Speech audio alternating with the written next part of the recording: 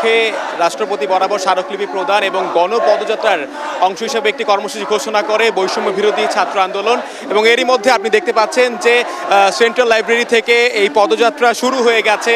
আমরা এখন এই মুহূর্তে আছি আর্টস বিল্ডিংয়ের সামনে, ঢাকা বিশ্ববিদ্যালয়ের, এবং আমরা এখানকার যারা সমন্বয়ক আছেন তাদের সঙ্গে কিছুক্ষণ আগে কথা বলেছিলাম যে তাদের রুট ম্যাপটা ছিল হচ্ছে এখান থেকে তারা শাহবাগ হয়ে, মৎস্য ভবন হয়ে, হাইকোর্ট হয়ে তারপর বঙ্গভবনে যাবেন, সেখানে স্মারকলিপি প্রদান করবেন এবং সেই স্মারকলিপি প্রদানের সময় তারা গণমাধ্যমের সঙ্গে কিছু কথা বলতে পারেন।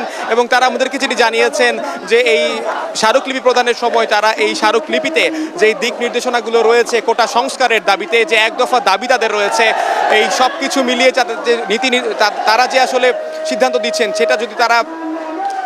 সেটা যদি সরকার মেনে না নেয়, সেই তাদের এই দাবি চলবে এবং এটার জন্য তারা 3 থেকে 4 দিনের একটা আলটিমেটামও দিতে পারে বলে আমাদেরকে জানিয়েছেন।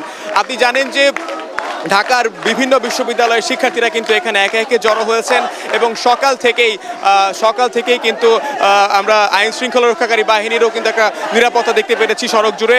এবং একই সাথে প্রত্যেক শিক্ষার্থী বিভিন্ন বিশ্ববিদ্যালয় থেকে তাদের সেই চিরচেনা স্লোগানেই কিন্তু এখানে মুখরিত করেছে ঢাকা বিশ্ববিদ্যালয় ক্যাম্পাস। এবং এখন সেই পদযাত্রা শুরু হয়েছে এবং সেই পদযাত্রা, গণপদযাত্রা যেটা তারা বলছেন, সেই গণপদযাত্রা চলবেই এবং আগামীতে তারা স্মারকলিপি প্রদানের সময় তারা হয়তোবা তাদের পরবর্তী কর্মসূচি গণমাধ্যমে জানাবে। এবং একই সাথে তারা আমাদেরকে যেটি জানিয়েছেন যে এই আন্দোলন যেভাবে চলমান রয়েছে সেটি দাবি যদি আর আদায় না মানা হয়, দাবি যদি মানা না হয়, তাহলে সেটি বৃহত্তর গণ আন্দোলনেও রূপ দিতে পারে।